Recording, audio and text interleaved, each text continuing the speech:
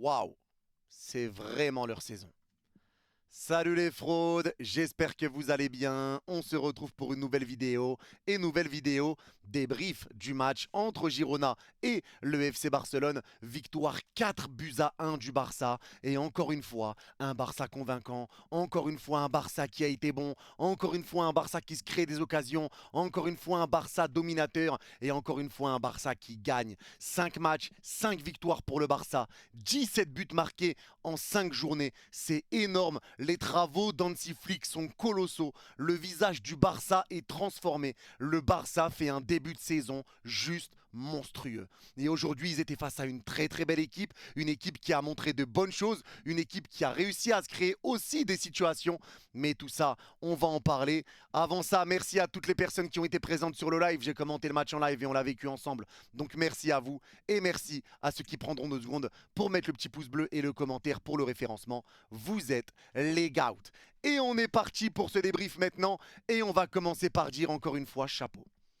Chapeau, chapeau au Barça, chapeau à Hansi Flick, chapeau aux joueurs, chapeau pour les travaux. Parce qu'à chaque fois que le Barça joue, tu ressens que le Barça est supérieur. Il y a une sensation de supériorité. Quand le Barça a la balle, quand le Barça joue, quand le Barça est sur le terrain, tu as une sensation de supériorité du Barça. Tu le ressens, le Barça est au-dessus, le Barça domine, le Barça dicte, le Barça joue son jeu.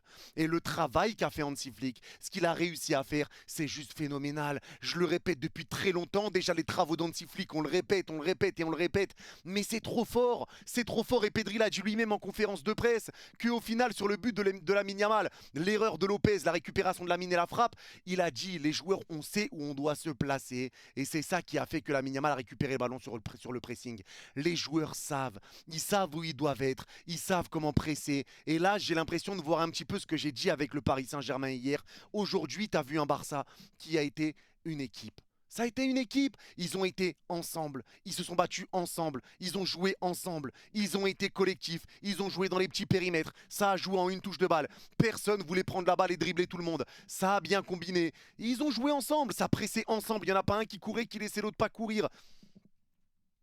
Ils ont tout fait. Et ça, c'est les travaux d'Hansi Flick. Et même quand tu mets nos scores, tu continues d'aller vers l'avant. Le Barça qui va, et qui s'arrête pas. Si on peut en mettre 2, 3, 4, 5, ils vont les mettre. Ils vont les mettre parce que c'est la mentalité d'Hansi Flick, parce que c'est la mentalité allemande, parce que c'est comme ça.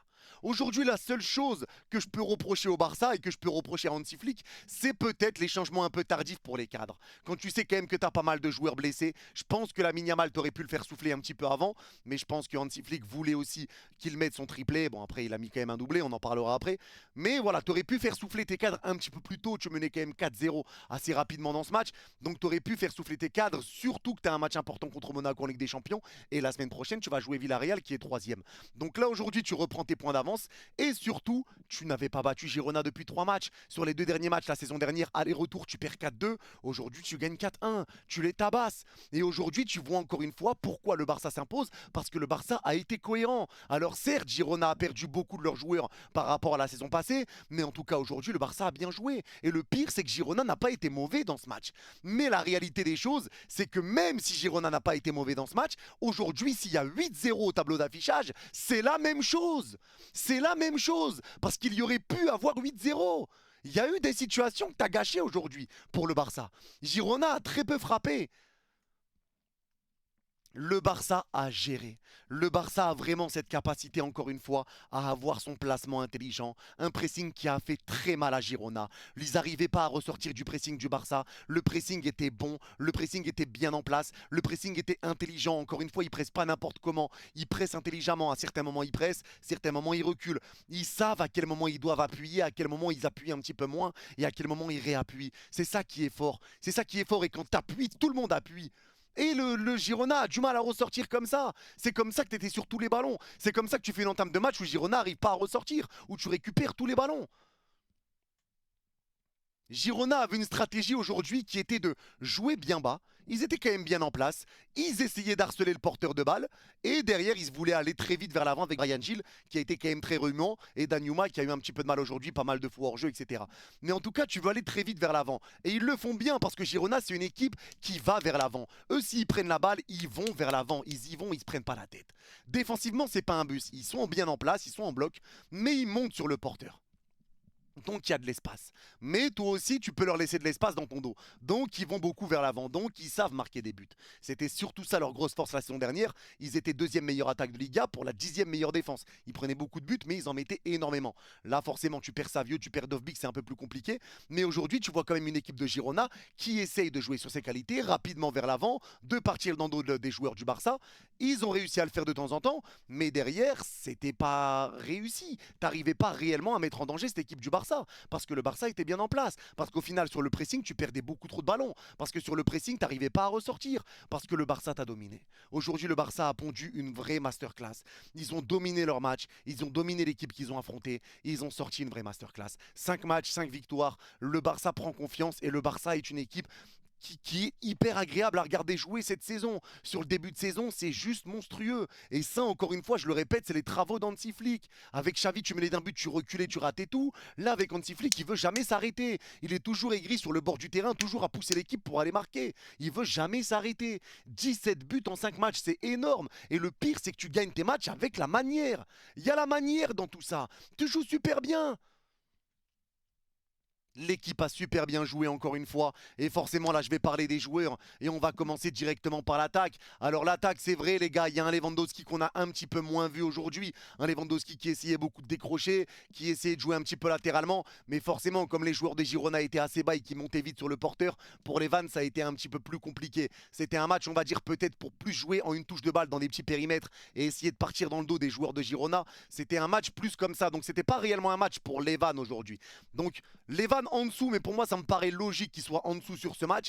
Mais sur les côtés, encore une fois, Rafinha a fait un très bon match. Rafinha a été très remuant, Rafinha a été très bon. Et pareil les gars, il sentait bien les coups. Très bon dans son pressing, très bon dans son placement, des très bonnes passes, des gens une touche de balle. Il était bon, une bonne justesse technique, pas d'erreur. Chapeau, et surtout qu'il revenait aussi et débaldé défensivement. Il y avait des efforts qui étaient faits dans tous les côtés. Bon match de la part de Rafinha. Il a été encore une fois très bon et tu vois qu'il prend confiance, notamment avec la frappe qu'il a tenté du milieu de terrain, etc. C'est un joueur qui prend confiance et c'est un joueur qui a la confiance du coach et tu sens qu'il a la confiance du coach. Tu le sens qu'il l'a. Parce que Rafinha, tu le sens vraiment bien depuis le début de saison lui aussi. Tu le sens vraiment, vraiment bien. Mais il y a aussi Lamine Yamal sur le côté droit. Et Lamine Yamal, je suis désolé, Lamine Yamal à son âge, les gars, 17 ans, Lamine Yamal a tout d'un grand de ce sport. Il a tout d'un grand. Il a tout d'un grand. Doublé aujourd'hui, bon pressing pour récupérer le ballon et ouvrir le score. Deuxième but, c'est un coup franc qui est frappé, dévié, c'est repris, frappe, entrée de surface et ça rentre, le gardien bouge pas. Lamine a tout d'un grand, Lamine a tout d'un grand, que ça soit dans tout, je le répète à chaque fois, mais Lamine c'est un joueur de grande qualité. C'est un joueur qui est très mature dans son jeu et pourtant il a 17 ans. C'est un joueur qui martyrise des défenseurs, des pères de famille. Il est là à les martyriser. Ça pourrait être le fils, ça pourrait être l'enfant des défenseurs qu'il affronte, mais il leur fait la misère. Même si ça a été un petit peu compliqué sur le début de match, hein. Il se faisait bien prendre. Mais encore une fois, ses appels de balles, c'est du haut niveau. Ses contrôles de balles, ses touches de balles, c'est du haut niveau. Sa temporisation, c'est du haut niveau. Sa vision de jeu, c'est du haut niveau. Sa qualité de passe, quand il fait le choix de centrer haut, c'est du haut niveau. Sa technique, c'est du haut niveau. Ses frappes, c'est du haut niveau. Son pied gauche, c'est du haut niveau. Ce joueur-là est complet. Ce joueur-là est complet et forcément, si tu le mets dans les meilleures conditions, il va être que meilleur. Déjà qu'il a un énorme niveau. Si tu le mets dans une équipe du Barça qui carbure, mais il va carburer encore plus. Lamine Yamal a été époustouflant aujourd'hui. Il a été élu homme du match. Les gars, Lamine Yamal, il fait partie des plus grands à l'heure où on parle. Il faut parler français, il faut dire les termes. Lamine Yamal, à l'heure où on parle, fait partie des plus grands joueurs de ce sport pour moi. Vraiment, il est juste monstrueux. Il a des qualités juste exceptionnelles. Et il a fait un match, encore une fois, qui a été aberrant et qui a été très très important pour son équipe. Il n'a pas peur de venir défendre. Il vient beaucoup aider Koundé. Il redescend, il va vers l'avant, il passe, il dribble, il reçoit, il marque. Il sait tout faire. Il sait tout faire. Et Lamine Yamal a été vraiment exceptionnel aujourd'hui. Le milieu de terrain, les gars, c'est pareil. Mais Dani Olmo, le but de Dani Olmo, on peut en parler. 0,0 1% de chance, 0,01 XG de chance de marquer le but, 0,01. Il vient te mettre un coup de pétard dans un angle fermé et centré dans la surface côté droit, il te le met dans le petit filet opposé, en lucarne opposée. Les gars, Dani Olmo aujourd'hui, c'est 3 buts en 3 matchs, Dani Olmo. Mais Dani Olmo a changé de club, il a changé de ville, ou il est rentré chez lui. C'est quoi ce délire aussi? Dani Olmo, c'est quoi cette acclimatation? Mais lui, il n'a pas besoin d'acclimatation. Le match qu'a fait Dani Olmo, encore une fois aujourd'hui, c'est fort. Il te met le 3e but, c'est lui qui vient de faire du bien en plus. Justement, juste au retour des vestiaires, il vient te mettre ce 3e but pour te libérer encore plus. Mais Dani Olmo, c'est pareil. Il a fait beaucoup d'efforts, il a joué vers l'avant, il a essayé de décaler quand les joueurs de Girona étaient très bas. Des gens, une touche de balle, il était là dans les petits périmètres, dans les combinaisons. Il était là, il a participé au jeu et il l'a superbement bien fait encore une fois. Il l'a superbement bien fait. T'avais à côté Casado qui faisait un petit peu le rôle un petit peu plus traître, le travail de l'ombre, comme m'a dit le bon vieux JP en live, mais il faisait un petit peu plus le travail de l'ombre. Et à côté de lui, il a fait un bon match, hein, Casado. Pas mauvais encore une fois. Casado à qui tu fais confiance alors qu'il a même pas joué un match en professionnel depuis le début de ses premiers matchs depuis le début de saison, c'est ses premiers matchs au niveau professionnel au bon vieux Casado. Et il répond présent. Casado solide, aligné avec Pedri, c'est monstrueux. Mais Pedri, c'est un artiste. Pedri aujourd'hui, son match, c'est grandiose. C'est grandiose, les gars. Ce mec-là, c'est juste de l'art. C'est pour ce genre de joueur que tu vas au stade, les gars. Je suis désolé, mais il faut dire les termes. Pedri, c'est pour ce genre de joueur que tu vas au stade. Il prend la balle, sombrero, c'est élégant. Le ballon lui revient où il veut. Les passes millimétrées, le but qu'il met, crochet sur le gardien. La passe de Casado, j'en parle même pas. Elle est sublime, elle casse toute la défense. Pedri, le sang-froid pour passer le gardien, frapper au fond derrière. Mais c'est tout, c'est la classe. Pedri, c'est classe. Pedri, c'est classe. Et lui, il faut qu'il soit épargné des blessures. S'il est épargné des blessures, vraiment, vraiment, c'est fort. Et le pire, c'est que le Barça joue comme ça avec beaucoup d'absents. Et le pire, je le répète, c'est que Girona n'a pas été mauvais. Moi, sur la première mi-temps, je ressens quand même une équipe du Barça où tu te dis, bon, le Barça joue très très bien. Mais tu ressens que l'équipe d'en face, c'est pas facile. Tu ressens quand même que le Barça... Il y a quand même un morceau en face de toi. Tu sens que tu n'es pas non plus le plus serein du monde. Parce que tu peux prendre des buts. Il y a eu l'affaire du penalty aussi. Le penalty quand il y avait 2-0 pour le Barça. Penalty, finalement pas penalty. Et les gars, là je vous le dis, je ne le savais pas pendant le live. Mais là c'est une règle. Quand le ballon touche la main, après que le ballon a été touché par un joueur de ton équipe et que c'est involontaire et que les deux joueurs ne sont pas très très loin, il n'y a pas main. Bon, là, voilà, c'est une règle, c'est la règle, c'est comme ça, donc il n'y a pas penalty, même si ça peut porter à confusion, même si certains vont dire penalty, c'est la règle. Et maintenant, c'est la règle, c'est comme ça. Donc maintenant, c'est pas nous qui décidons. Il n'y a pas penalty. Mais tu vois quand même que Girona a eu des occasions, notamment l'occasion à 2-0 juste avant le penalty, arrêté par Ter Stegen. Donc tu as eu des occasions quand même pour Girona. C'était un match qui n'était pas hyper facile. Et malgré ça, tu l'as survolé. Tu l'as survolé. Tu sentais que Girona pouvait faire mal, mais tu as survolé ce match parce que tu les as ultra dominés, parce que tu as bien joué, parce que ton équipe a été cohérente. Ton équipe a été cohérente et tu leur as fait mal. Et ce qui leur a fait mal, c'est le pressing. Sous pression, ils étaient à bout. Et tu les as éteints. 4-0, tu leur as éteint la lumière, c'était terminé. Et là, ça a été beaucoup plus compliqué pour eux. Même si après tu prends le rouge, etc., ça on va en parler. Mais ça a été beaucoup plus compliqué pour eux. Le Barça a fait un vrai match aujourd'hui. Ça a été un vrai match. Et je pense que les supporters du Barça en sont très contents à l'heure où on parle. Tu as 4 points d'avance sur le Real, tu as 4 points d'avance sur Villarreal. Mais moi, je vous le dis, les gars, sur le début de saison, le Barça est bien plus impressionnant que le Real Madrid. Et ça, c'est une réalité. Pour l'instant, à l'heure où on parle, on n'est qu'à la 5e journée de Liga. Le Barça est bien plus impressionnant que le Real Madrid. Le Barça a vraiment un changement qui est juste exceptionnel par rapport à la saison dernière, par rapport à avec Xavi. Donc Hansi Flick leur fait forcément du bien, mais les joueurs aussi ont bien évolué mentalement. Et la défense a été solide encore une fois avec un très bon Koundé, avec un Baldé qui a été bon, mais Baldé, je reproche quand même, enfin Baldé, ça a été un peu plus compliqué. Ça a été un peu plus compliqué notamment en première mi-temps, mais Baldé, je reproche, je trouve qu'il a été plutôt correct, Baldé, plutôt bon. Mais Baldé a fait les mauvaises décisions. Il y a des moments où il frappait, il aurait dû centrer, il y avait du monde dans la surface. Je trouve que Baldé a pris les mauvaises décisions de temps en temps, mais quand même, pour moi, je ne peux pas dire que ça a été un mauvais match de Baldé. En fait, pour moi, personne n'a été vraiment, vraiment mauvais. Même la défense, Inigo a sorti une vraie performance. Très bonne défense de la part d'Inigo Martinez. Koubarsi, je l'ai trouvé très solide aussi, notamment sur des tacs salvateurs qui ont été importants pour récupérer des ballons alors que ça aurait pu partir en contre pour Girona. Koundé, toujours aussi solide, toujours aussi important. C'est lui qui met une passe décisive aussi, si je ne dis pas de bêtises, à Dani Olmo. La passe qu'il met pour Dani Olmo, c'est juste exceptionnel.